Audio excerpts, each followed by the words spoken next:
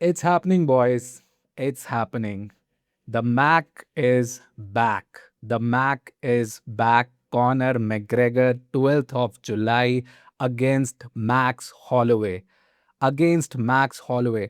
अपने इंस्टाग्राम पे भी मैंने रील डाला था कि कॉनर को जो बोलना है बोलो, लेकिन फट्टू मत बोलो। ठीक है, 5 साल बाद, ले ऑफ के बाद वापस आ रहा है। किसके अगेंस्ट? माइकल चैंडलर के अगेंस्ट नहीं, कोई अंटर पंटर लट्टू पंटर के अगेंस्ट नहीं, मैक्स ब्लेस्ड हॉलोवे के against. Max blessed Holloway, I am the best fucking boxer in the UFC baby के अगेंस्ट। लेट्स फुकिंग गो। इतना लिट मैचअप है कि क्या बताऊं भाई मैं। ग्रेट अगेंस्ट ग्रेट, मजा आ जाएगा भाई। लेजिट पम्प्ड हूं। Connor McGregor versus max blessed Holloway. और तुमको अगर लग रहा है ना कि यार थोड़ा कॉनर बहुत टाइम बाद फाइट करने वापस आ रहा है, मैक्स तो इतने टाइम से फाइट कर रहा है, तो फिर मैक्स, मतलब कॉनर कैसे मैक्स के अगेंस्ट अच्छा कर सकता है? 5 साल की बात है, रिंग रस्ट है, पता नहीं। और रिंग रस्ट से छोड़ो, ये तुम क्या कॉनर को सोच रहे हो कि 5 साल अच्छे से ट्रेनिंग किया है? ये भाई लाइनें खींचा है, ठीक है, ये दारू पिया है, नशे किया है, जोटा मारा है। ठीक, तो 5 साल ये कुछ बहुत अच्छा चीज नहीं किया है, ट्रेनिंग नहीं किया है, ठीक है, और उसके बाद कॉर्नर आ रहा है।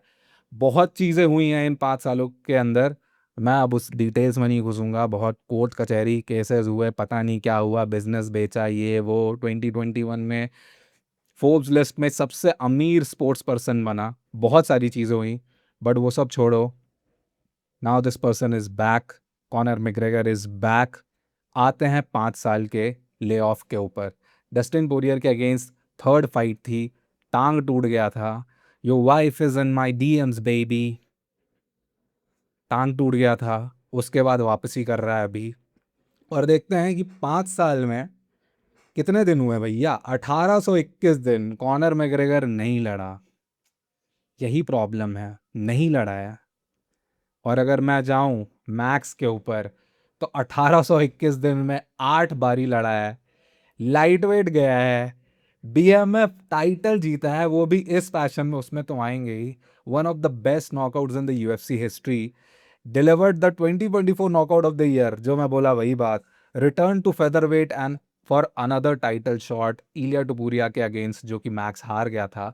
But max was active. Corner active नहीं था भाई, वो लाइनें खींच रहा था, वो पता नहीं क्या कर रहा था। यहाँ बता भी नहीं सकते क्या क्या कर रहा था। जबकि मैक्स लड़ रहा था, ट्रेन कर रहा था against best fighters in the world, against Charles Oliveira, against Justin Gaethje, against Ilia Topuria. तो ये देखने की बात है।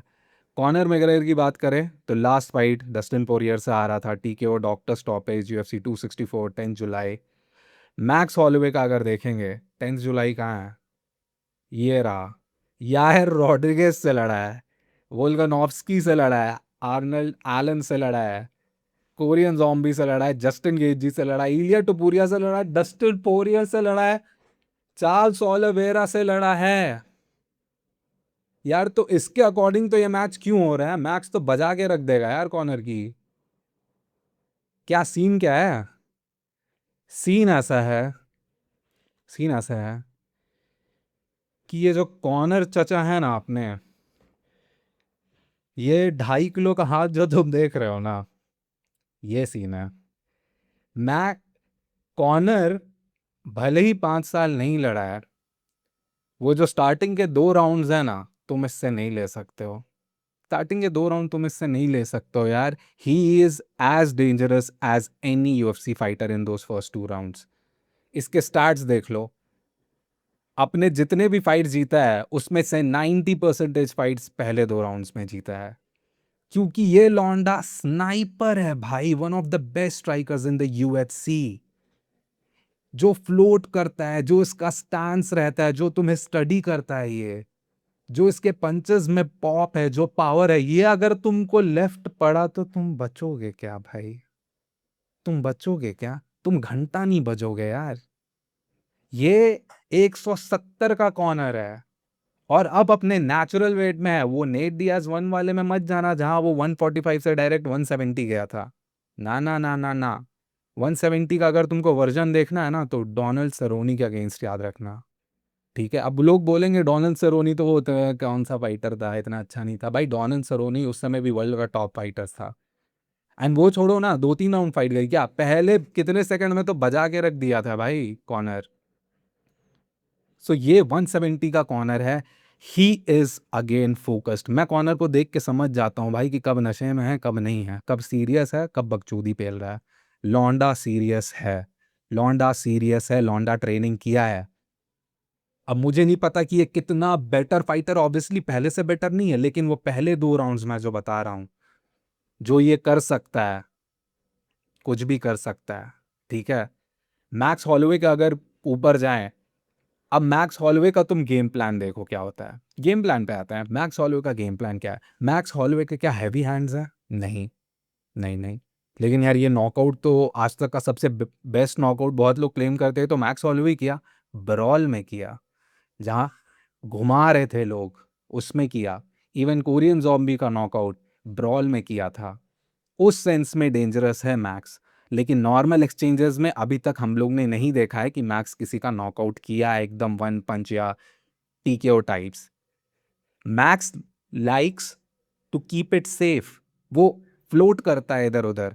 ठीक है, वो अपने शॉट्स वाइजली चूज करता है। वो अपने आप को डेंजरस पोजीशन में नहीं डालता है। ठीक, वो तुमसे दूर रहता है। वो तुमको जैब्स मारेगा, तुमको कॉम्बोज मारेगा, तुमको किक्स मारेगा, तुमको स्पिनिंग बैक किक मारेगा, जिससे नाक तोड़ दिया था जस्टिन गेजी का फाइट के स्टार्टिंग में UFC 300 में। वो मारेगा, दूर रखेगा।